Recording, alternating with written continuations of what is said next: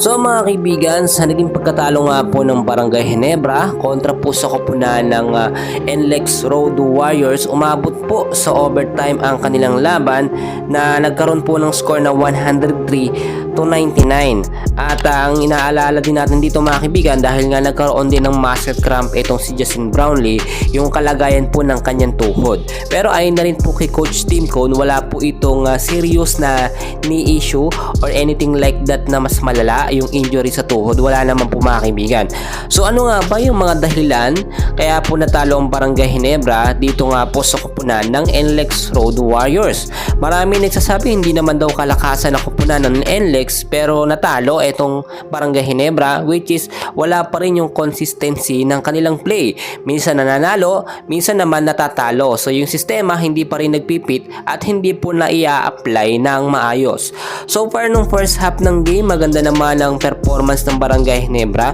Yung ofensa at depensa nananatili naman, pero may napansin din tayo yung mga huling minuto na po doon sa overtime, at nakita naman natin hindi naman talaga aabot ng OT o overtime kung hindi po sana gumagawa ng mga running shot etong si RJ Abarientos. Kung tutuusin, may oras pa naman na dapat po yung bola ay pinapasa niya dito kay Brownlee.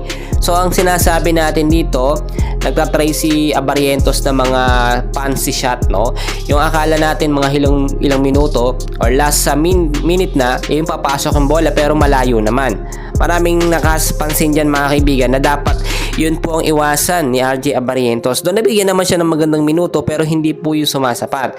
Yung ofensa at depensa din po ni Japet Aguilar hindi masyadong naging effective. Medyo nahirapan siya, especially pagdating po doon sa second half po ng game.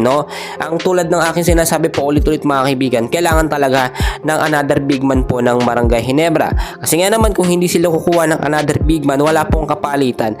Eto nga pong si Japet Aguilar. At marami ding nakapansin kahit si Holt, ewan ko kung ano nangyari dyan, hindi man lang nakakapuntos, hindi man lang nakakashoot, kahit sa free throw, alanganin. So hindi rin siya consistent sa kanyang play dahil meron siyang laro na talagang pag tumira siya, pasok na pasok.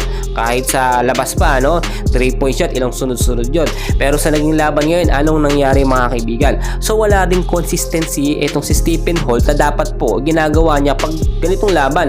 Siguro naging kampante siya na hindi malakas ang NLEX, pero ang nangyari, natalo sila bandang huli.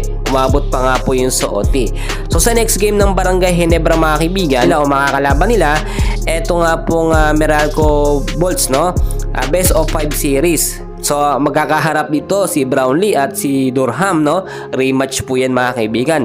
So aabangan natin yan. Ang kagandahan lang dito mga kaibigan, kahit po natalo ang Barangay Ginebra, nakita nila kung ano yung dapat i-improve, So gagamitin talaga dito dapat ni Coach Tim Cone yung mga plan B niya hanggang plan C kapag hindi naging effective yung plan A. Ibig kong sabihin doon sa plan A, yung first 5 lineup ni Coach Tim Cone, minsan dapat sa first half pa lang nakikita niya na kung ito yung magiging effective. So kung hindi nagiging effective ito, gamitin yung ibang mga player. Palagi na lang kasi si RJ Abarientos sinahayaan niyang gumawa ng mga fancy pass, ng mga fancy shot na hindi naman naging effective. Si Brownlee naman, pagod na minsan, walang kapalitan na maayos-ayos, Ang sinasabi, tinutukoy natin dito, madalas si Brownlee ang bumubuhat po sa Barangay Ginebra. Kung nakikita nyo man na mababa ang scoring or score ni Justin Brownlee, yun ay para naman mabigyan ng highlights ang ibang mga player po ng Barangay Ginebra. Consistency is the key po sa tagumpay ng Barangay Ginebra. Kapag wala po yan, hindi po sila mananalo mga kaibigan. Baka ang mangyari dito sa Boracay yan magkita-kita, and hopefully wag mangyari yun, So yan lamang po ang update natin, Diyan lang kayo, marami pa tayong kaganapan. And please huwag kalimutan i-like at i-subscribe ang ating YouTube channel. Maraming salamat po.